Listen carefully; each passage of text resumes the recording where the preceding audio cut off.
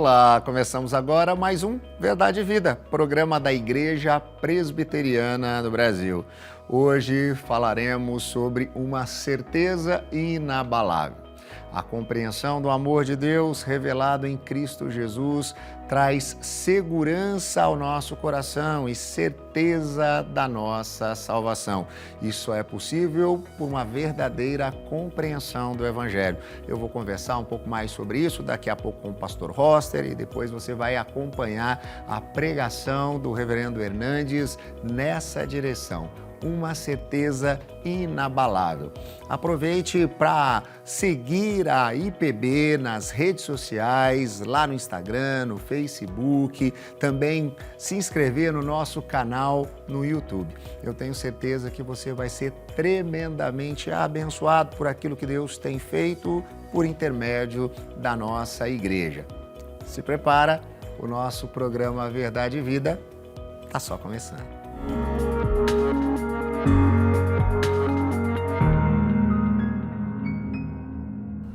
Estamos de volta com Verdade e Vida, programa da IPB, Igreja Presbiteriana do Brasil. Hoje a temática do nosso programa é certeza inabalável. Daqui a pouco nós ouviremos a mensagem da parte de Deus proclamada aqui pelo reverendo Hernandes Dias Lopes, mas antes disso eu tenho a alegria de ter de volta no nosso programa reverendo Roster Guimarães Lopes, presidente do Conselho da Agência Presbiteriana de Evangelização e Comunicação, pastor da Igreja Presbiteriana Unida de São Paulo, para juntos refletirmos sobre essa verdade, sobre essa certeza, sobre essa esperança. Reverendo Roster, seja bem-vindo de volta ao Verdade e Vida, depois do mês passado, onde nós tivemos o privilégio de ter aqui durante todo o mês os Cromonautas, programa voltado para as crianças. Agora temos de novo essa oportunidade de conversar um pouquinho sobre aquilo que nós vamos ouvir daqui a pouco com o reverendo Hernandes. Para mim é um prazer inenarrável, meu querido amigo reverendo Rodrigo Leitão, sentar-me junto a você para conversarmos sobre a palavra de Deus e edificarmos a vida daqueles que estão conosco no Verdade e Vida. Que ótimo. Reverendo Roster, essa é uma alegria que o discípulo e discípula de Jesus pode trazer no seu coração, que é ter a convicção da sua salvação.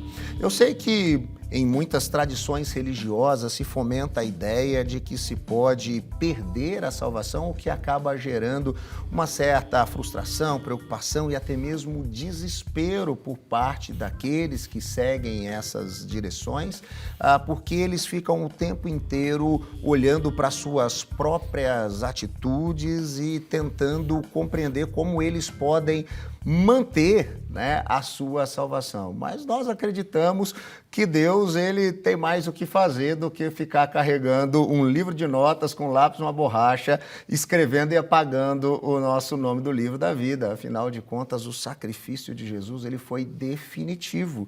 E isso, então, nos faz perseverar. É uma das bases da nossa teologia. E com essa convicção, com a certeza que nós temos da salvação, isso traz alegria e esperança e muda a nossa maneira de enxergar o mundo à nossa volta, não é mesmo? O que isso traz de implicações práticas para a vida do discípulo e da discípula de Jesus que compreende o Evangelho? Uau, meu querido amigo reverendo Rodrigo. Pergunta muito propícia e tem uma aplicação imensa para a vida de cada um de nós. Por quê? Porque a vida do lado de cá do céu é muito complicada e nós temos inúmeras situações difíceis diante de nós. Muitas vezes você que está nos ouvindo pode ter uma grande dificuldade no trabalho, pode enfrentar uma grande luta na sua família, pode talvez estar enfrentando um problema de saúde muito sério. E quando você tem a plena certeza de que a sua vida está nas mãos do Senhor, de que ninguém arrebata você das mãos de Cristo Jesus, de que a sua salvação está garantida.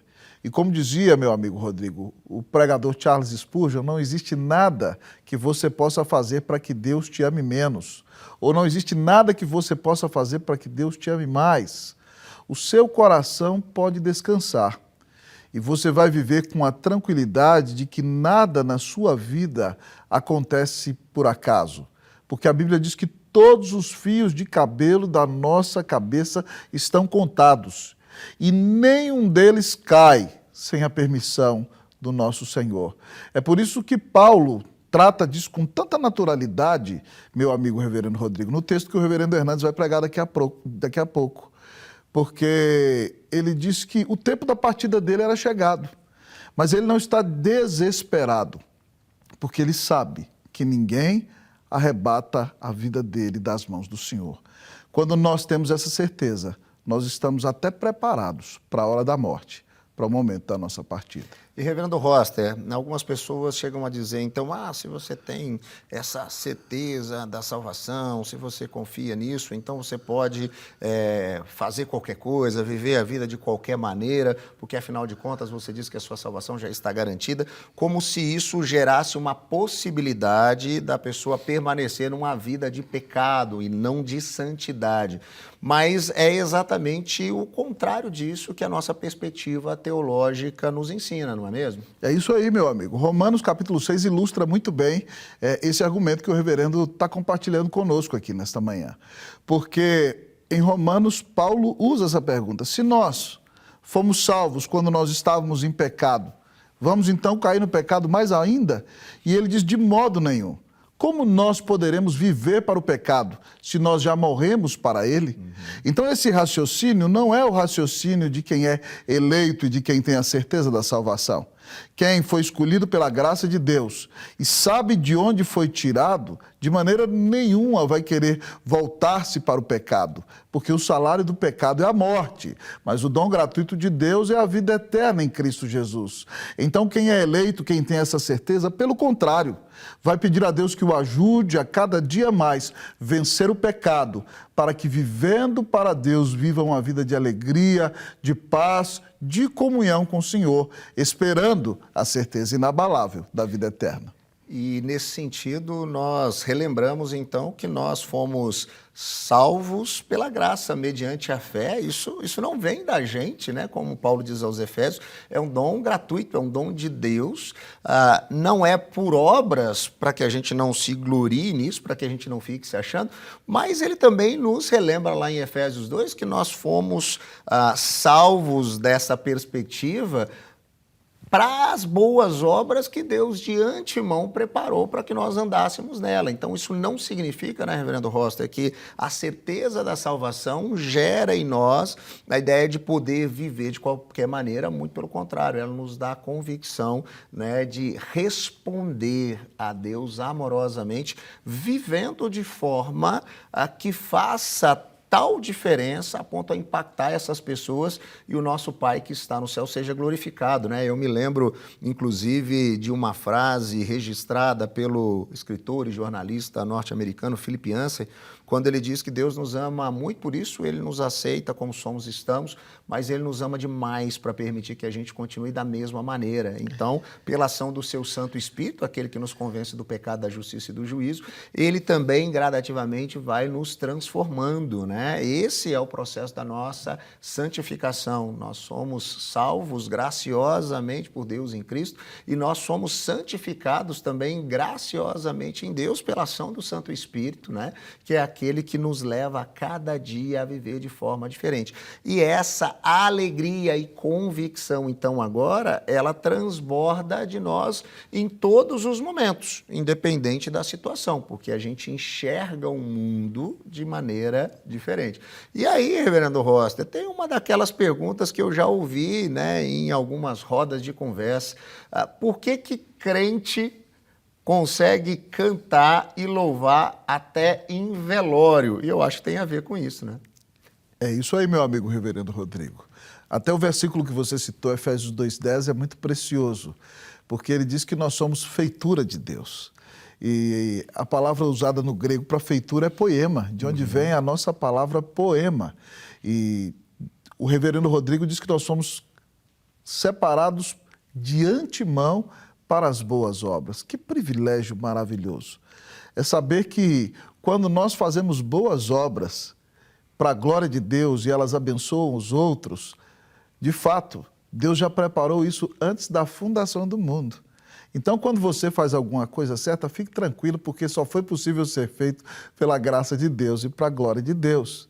E por causa disso, por causa da consciência de que Deus te ama e de que ninguém arrebata você das mãos de Cristo Jesus, como disse o reverendo Rodrigo, você pode até cantar em velório, porque nós sabemos que para o cristão, o momento da morte não é um momento de desespero.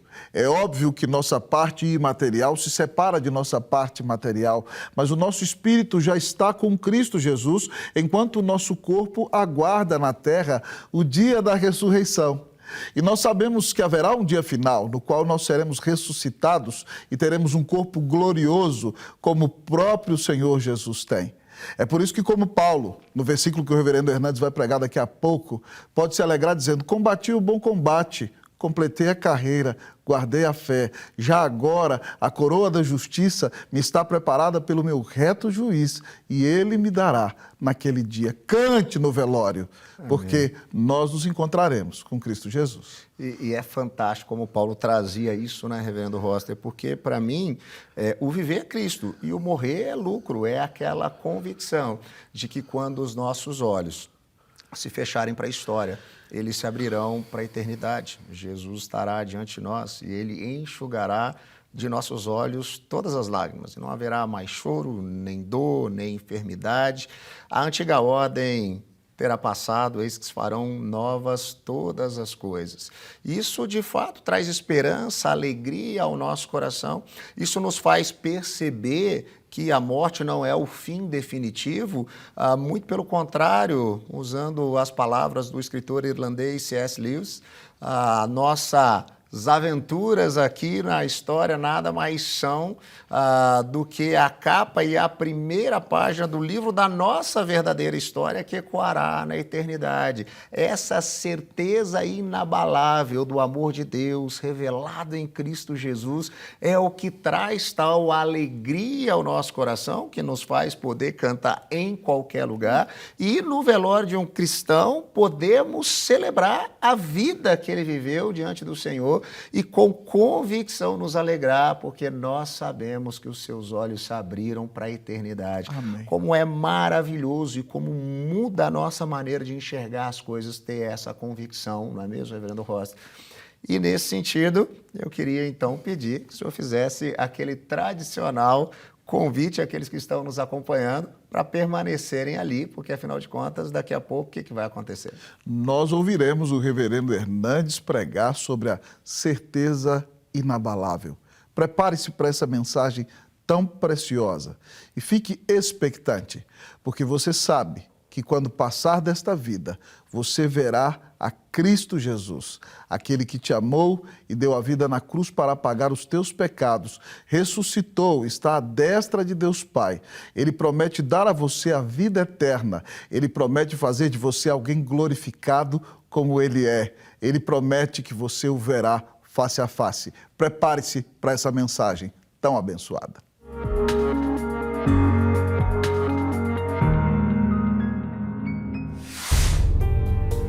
Ansiedade é preocupação exagerada, pressa, angústia, medo.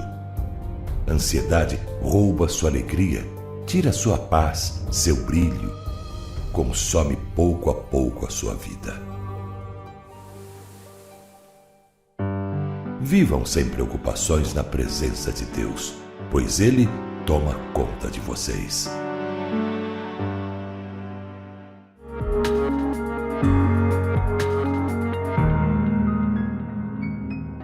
Eu quero tratar com você sobre um assunto importantíssimo, certeza inabalável. E vou basear esta mensagem na segunda carta de Paulo a Timóteo, capítulo 4, versos 6 a 8. Vamos ouvir a leitura deste texto.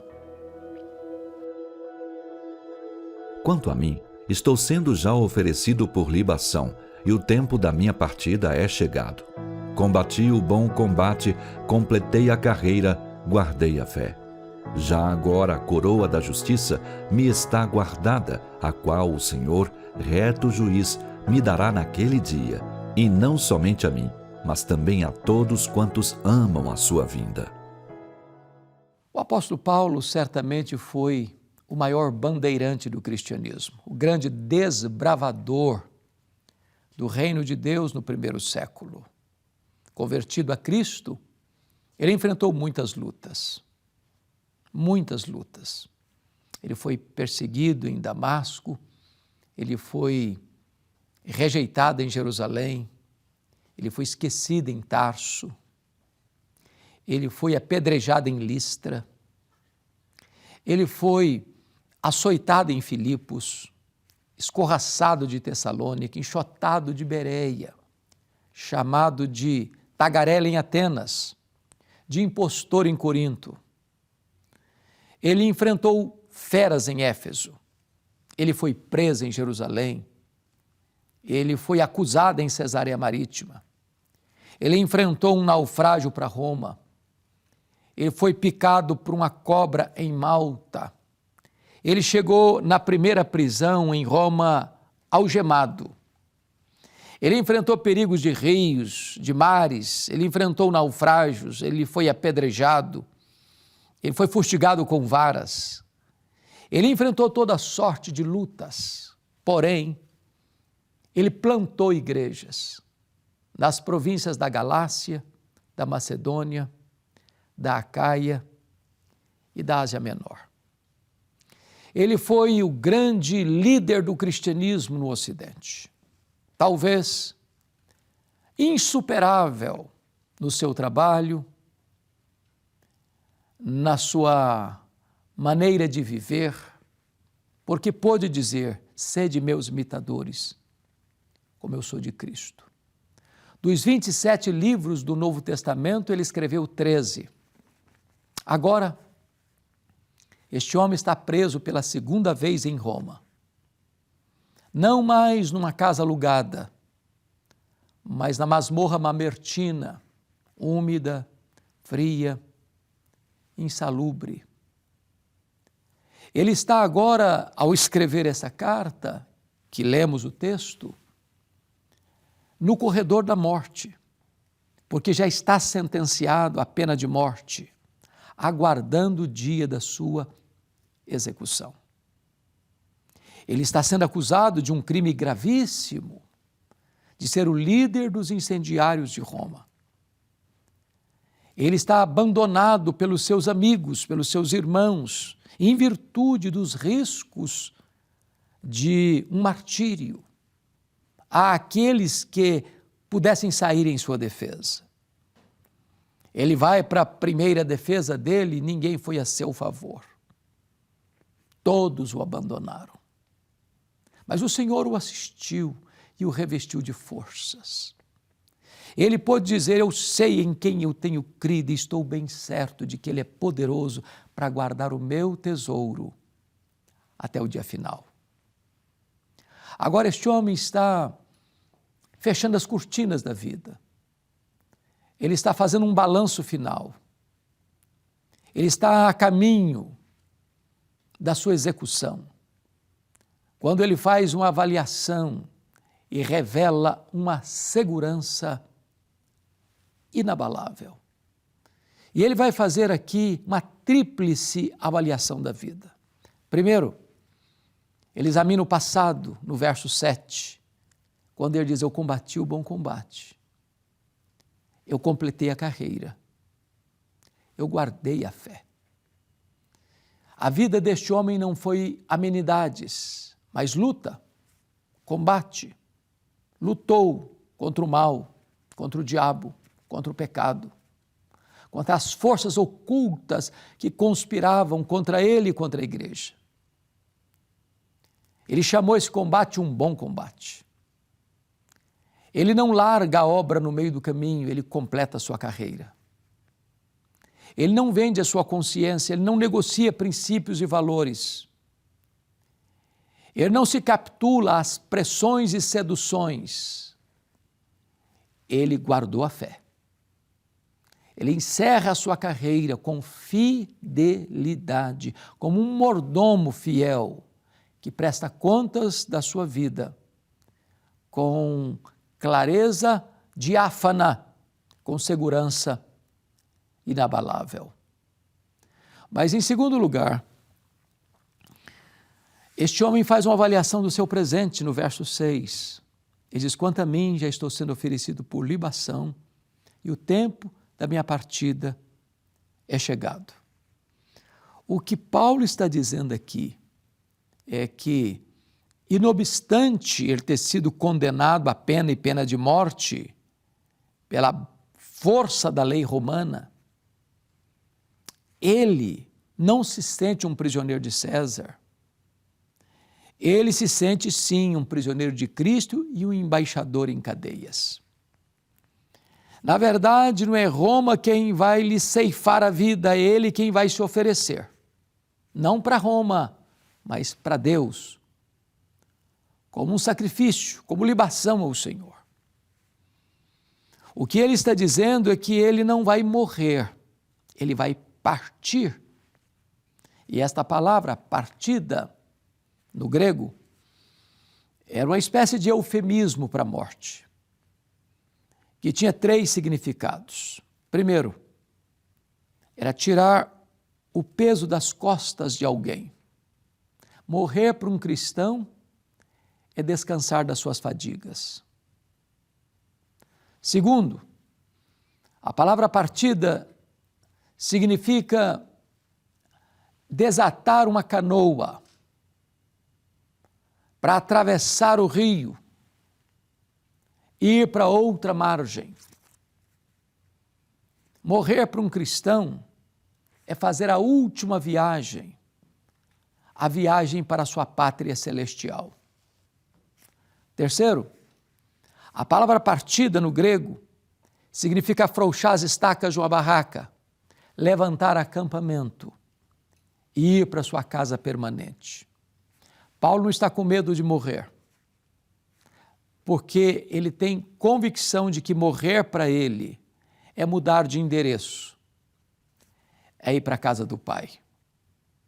É como aquele pastor que foi visitar um membro da sua igreja, que estava no leito de morte, e perguntou: meu irmão, como está você?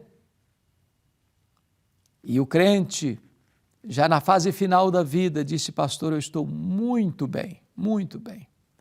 A casa onde eu moro está desmoronando, mas eu já estou de malas prontas para ir para a minha casa permanente. Isso é morrer para um cristão. Mas agora Paulo vai fazer uma avaliação do seu futuro no versículo 8. E ele vai dizer no verso 8 algo sublime. Ele diz assim: já agora a coroa da justiça me está guardada, a qual o Senhor reto juiz me dará naquele dia, e não apenas a mim, mas a todos quantos amam a sua vinda. É como se Paulo estivesse dizendo para Timóteo: Timóteo, Roma me considerou culpado, me sentenciou com pena de morte. Mas, na verdade, o que importa é que eu vou comparecer perante o reto juiz, que já me justificou. Não pesa sobre mim nenhuma condenação. Estou quites com a lei de Deus e com a justiça de Deus. Então, Timóteo, na verdade eu estou indo receber a coroa da justiça. É com esse sentimento de segurança inabalável que este grande gigante, este grande bandeirante, este grande pioneiro da obra missionária, fecha as cortinas da sua vida. Ele está indo para o martírio, para ser degolado, mas há serenidade na sua alma, há paz em sua mente, há descanso em seu coração. Porque, na verdade, ele chegou a dizer: para mim o viver é Cristo e o morrer é lucro. Para mim morrer é deixar o corpo e habitar com o Senhor. Para mim morrer é partir para estar com Cristo, que é incomparavelmente melhor. A nossa pátria está no céu, a nossa herança está no céu. O nosso Redentor nos aguarda e nós o veremos face a face. Ele virá nos buscar na sua gloriosa segunda vinda e nós estaremos com Ele e nós reinaremos com Ele para sempre e sempre e sempre. Pois bem, Paulo teve a sua experiência. E você? Que experiência tem? Paulo tinha segurança inabalável. E você? Que tipo de segurança você tem? Se Jesus chamar você hoje, você está preparado? Você está preparado para encontrar-se com Deus? Você tem certeza da sua salvação? Você tem certeza que se seus olhos fecharem agora aqui para esta vida, você estará com Jesus, desfrutando das venturas eternas? Hoje é o dia de tomar essa decisão. A Bíblia diz que ao homem está ordenado morrer uma só vez, vindo depois disso o juízo. Nenhuma decisão pode ser tomada depois da morte. É agora, é hoje, que é o tempo oportuno. Se você se render a Cristo, confiar nele, você receberá dele perdão e vida eterna. Eu vou orar por você. Senhor Deus, eu quero te dar graças pela vida e pelo exemplo de Paulo. E eu quero te pedir, Deus, que tu apliques esta palavra ao coração daqueles que estão nos assistindo, para que conheçam a Cristo, rendam-se a Ele, confessem o seu nome e recebam dele a vida eterna. Assim oramos em nome de Jesus. Amém.